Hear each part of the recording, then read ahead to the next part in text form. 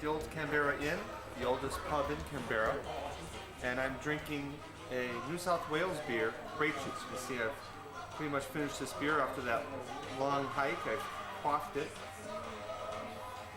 It's an all malt beer, so it's got good quality malt, but it's light like most Australian lagers, or what they like to call a bitter. Beautiful old building, a traditional Australian hotel. Cheers.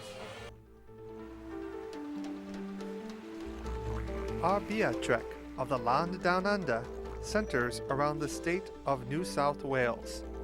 First, we visit Canberra, the capital city of Australia, where lawmakers and lawyers can enjoy real ale at the Wig and Pen.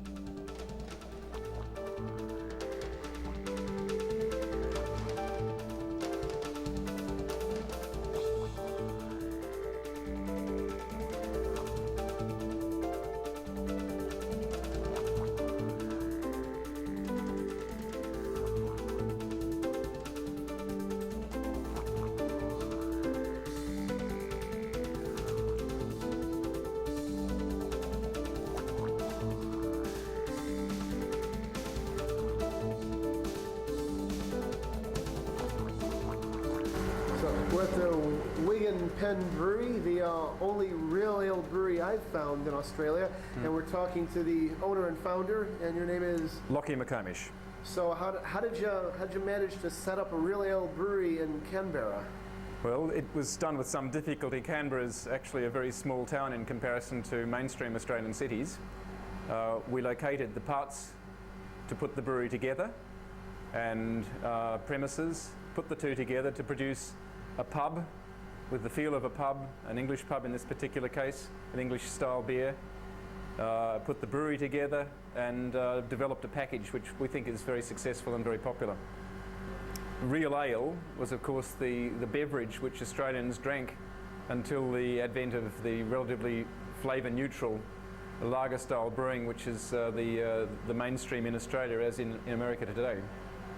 So you say Australia has a history of real ale, and what is that? Yes, Australian beer when I was a child had a much higher ester content, much more flavour. It wasn't anywhere near the international style of beer that the mainstream Australian and indeed American brewers produce today. So what brings you to this point yourself as brewer and owner? Well, I guess a range of things, mostly luck, and I consider myself very lucky to be involved in an exciting new industry such as the small brewery movement in Australia. It's a very small industry in Australia with probably only about 18 or so small breweries, but as with the wine industry in Australia, which is presently producing amongst the best wines in the world, we have a small brewing industry which over the next 20 years will expand and produce a whole range of beverages and ales and lagers to meet the needs and demands of the Australian customers. Well, we're brewing presently 3 different styles of beer. We're brewing 3 traditional English ales, a bitter, a pale ale and a porter. We're brewing 3 German Pilsner type beers, 1 light beer and 2 nitrogen injected beers, one a stout. Sort of lager. As well. You got to put a commercial element into some of the beers, and some of the beers you put in a premium beer element. So there's a well-rounded balance.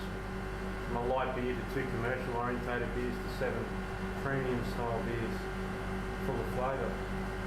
Well, real ales are very quirky beers. There's no doubt about that. They're difficult to make on a consistent basis. But Richard is an engineer and started his career as a home brewer. I was a microbiologist and also had a career as a home brewer, and another friend was a computer scientist and also had a career as a home brewer, and from the expertise that we all brought, the Wig and Pen has grown. How quickly do you go through 1 cask of real ale? How quickly can you drink? How quickly can I drink? We'll have to go out and show that, won't we? Yes. How do you see the Australian brewing industry changing or adapting over the next 10 or 20 years? Well, I think government figures show that it's expected that the overall intake of beer by Australians is likely to drop, but within that the shift will be towards quality product. People are less interested in drinking more, they're more interested in drinking quality. And I think that that's really where the small brewing industry will get a start. I worked in the wine industry 25 years ago, and I see many similarities to the stage that the small brewing industry is in Australia at the moment to the stage that the wine industry was at 25 years ago. And the wine industry in Australia today is booming. And I think that we will see a similar boom in the small brewing industry, as has happened in the States. Yeah.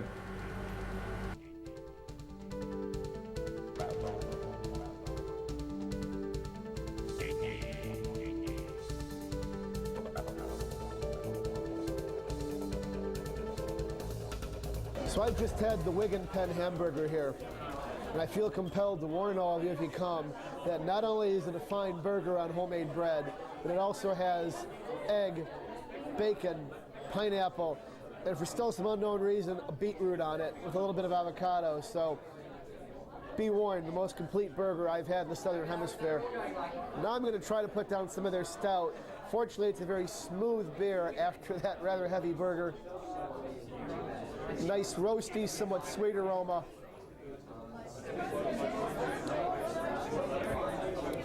Smooth, clean, roasty flavor. Not like a Guinness, like a nice, smooth Murphy's, I would say.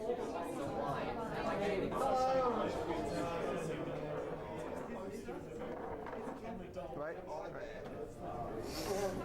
Aviator Bach at the Wigan Pen. And it's nice that a good ale brewer can make a magnificent lager style beer. And I've noticed in some of their beers they intentionally have a diacetyl flavor, which is acceptable in some styles. But it's also equally nice to know that they can control that flavor, because it sometimes can get out of control, as we found out in Moravia, right? But this is a perfectly clean Bach, not an easy style to make clean, and yet they do a superb example. And this goes to show, if you know how to brew good beer, you should be able to brew a good style, any style. Good for them. Cheers. We're drinking the Bulldog Best Bitter, a perfectly clear pint of traditional English bitter in Australia. Wonderful, fragrant, hoppy aroma with slight interesting sulfury note. Clean flavor, a lot of good bittering hops, really good session beer.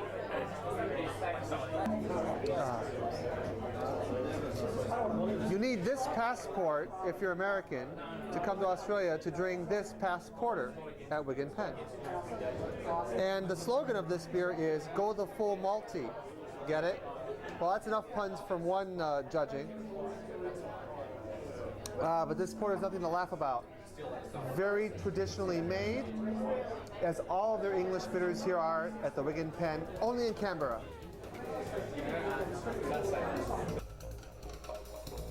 Brewpubs in Australia are called boutique breweries, and this is one of the few that produces real ale.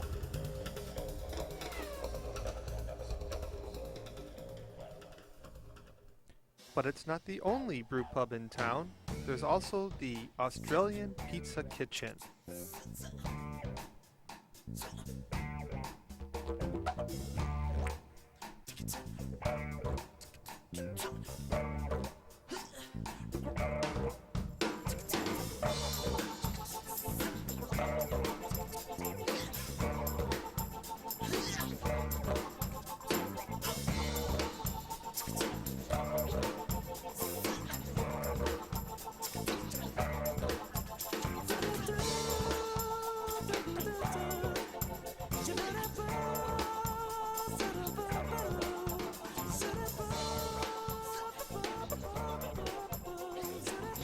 We're at the Australian Pizza Kitchen and Brewery. Pizza is something dear to my heart, being from Chicago. And it's a restaurant that opened up with a malt extract brewery, and I'm having their pale ale. Slightly neutral, some malt in the aroma. Did it go? Yes, if you hadn't smiled, would have been okay. And what better to have with a pizza on a hot Australian day than a nice alcoholic ginger beer. Not too much alcohol, only around 3%. You know, that's something you just don't get in the States anymore. A freshly brewed beverage. The ginger is subdued, not overpowering. Would probably make a very nice shandy over with the beer over at the Wigan Pen. Maybe we'll have to bring some over. Cheers. APK combines two American themes, pizza and brewpubs. Further seeking classic British ale styles in the formal penal colony, we trek to historic Sydney.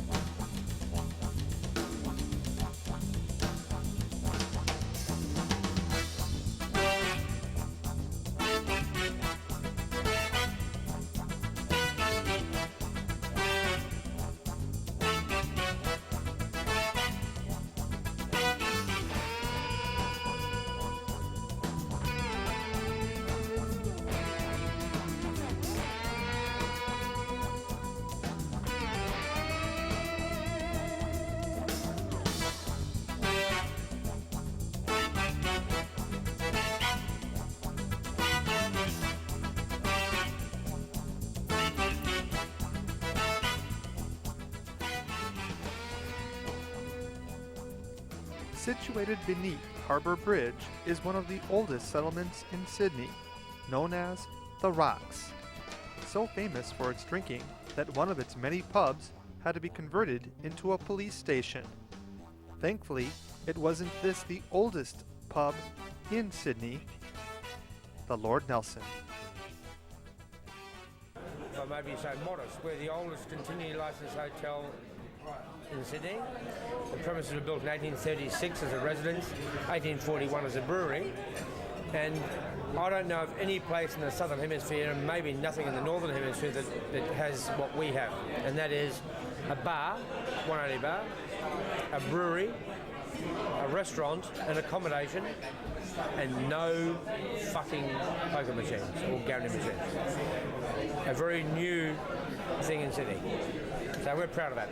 Because you can taste 25 lagers, and by the time you get to the 7th one, you're thinking, what the hell am I looking for here? Where can I find something different? In ales, we have the right, as we should have, to produce something that's got flavour, not necessarily in balance. We can over-hop them or over-malt them. We can make dark ales, we can make light ales, we can make beers with great character. And that was my passion, to be able to create things with different flavour. And, by the way, make beers that, even if out of balance, the beers that most people like. And that is that every brewer in Australia likes, for example, our Trafalgar Pale Ale, which is overhopped to buggery, but they like it because they're not allowed to produce something like that. Right. So you've mentioned Canberra. Have you ever thought of doing the traditional English dispense method with hand pumps and casks as opposed to kegs? Indeed, we did. In the beginning, we had hand pumps. The climate in Australia doesn't align itself very well to hand pumping beers, and the reason for that is that we have a very high humidity count in Sydney, and when we were pumping beer from the distance we were trying to pump it, we ended up with a lot of froth and not a lot of beer. And so, and I take into point your comment about our beer being too warm, but I mean, I just think that a couple of Yanks, one from Hawaii, should never question the temperature of beer. And I think we are allowed to drink ales cold in hot climates. And I know that you were only jibing me about it, and I hope that you enjoy drinking our beers as temperature, because to be quite honest, ales warm in a hot climate is about as enjoyable as, I won't go any further. I'd agree with that. Absolutely. Absolutely. There are 33 breweries in Australia at the height of the brewing extravaganza in Australia.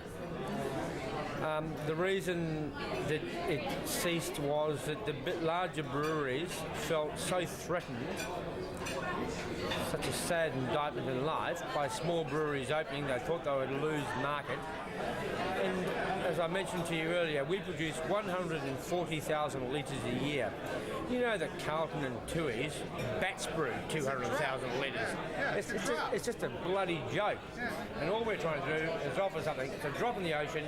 And why they, in my opinion, got it so very wrong was they didn't understand that we were just there to offer an alternative and, in fact, enhance beer drinking. Hence, their business would increase because there was more awareness of what was happening in beer. You seem to almost be in a valley now for the Australian small brewing industry, only a couple open. Do you see that changing at some point and there being a renaissance of breweries again? Very much so. It's happening now, in fact. And we sold some of our second old kegs to another brewery just down in the south coast, in Nara. So, yes, there is a small revival, and in fact, there is a revival in the sense of smaller breweries being operated in a pub situation. They're selling them now. I hope it happens. I don't consider that competition. I call that part of our business, and what we've been doing is flying the flag a little alone. I hope we're in a situation where there are other people keen enough to brew beer and take the care that we've taken and share that with the discerning public. All right.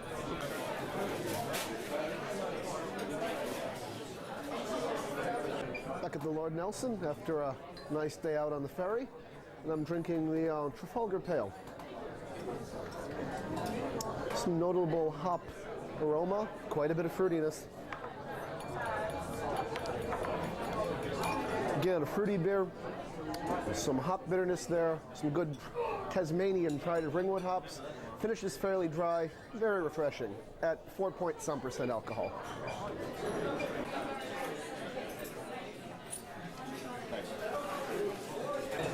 We're here at the Lord Nelson Brewery pub, the pub that restored Nelson's thirst, and we're drinking their lightest beer, Quail Ale. It was renamed Quail when the vice president came out to visit this pub, and because it's such a light head, they named the lightest beer after him. Indeed, it's very light at more than half wheat. Refreshing beer on a hot Sydney day.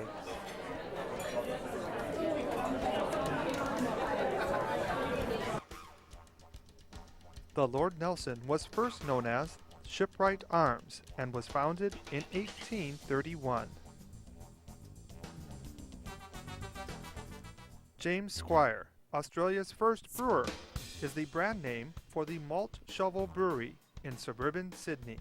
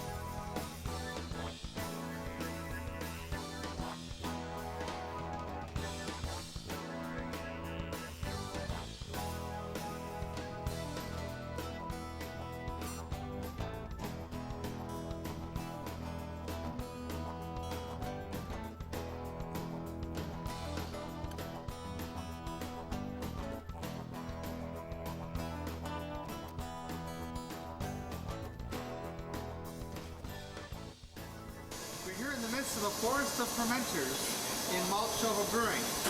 And it's amazing that a major brewery like Ryan Nathan lets a small microbrewery operate within their confines. And this is a self-sustaining microbrewery that can make their own beers. And this is a great example of it. It's a Pilsner in the true Czech style. Even unfiltered here in the brewery, it is gorgeous, light, and beautiful. If it's a forest, where are the kangaroos?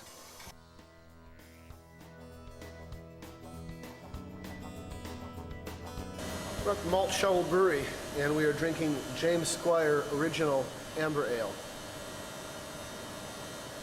Wonderful hop aroma. Best hop aroma I've had in this part of the world. Nice spicy Willamette.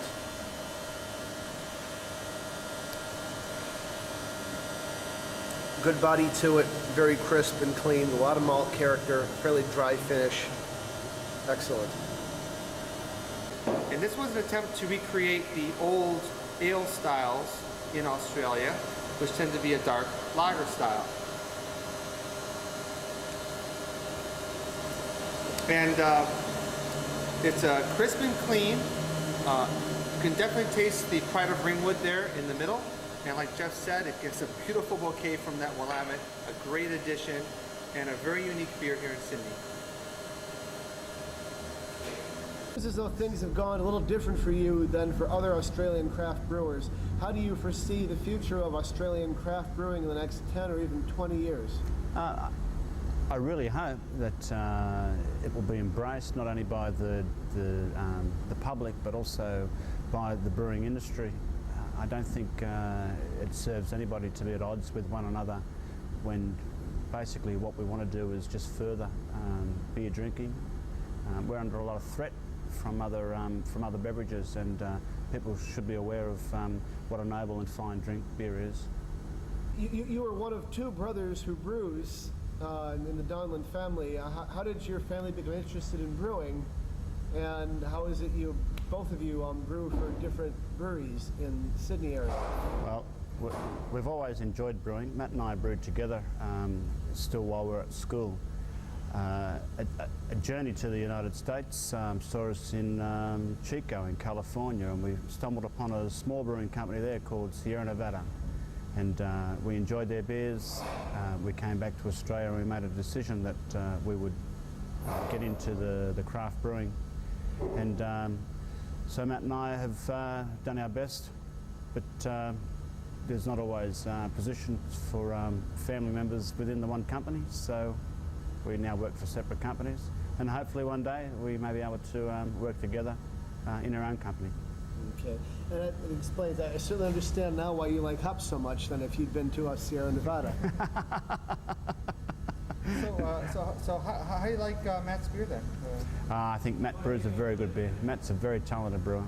We're going to show this to him, so he's fine. Doug's brother, Matt Donnellan, brews at Harbour Beer Company in Marrickville, another Sydney suburb. While not a brew pub, the Australian Hotel does offer one of the greatest selections of Australian beers in Sydney.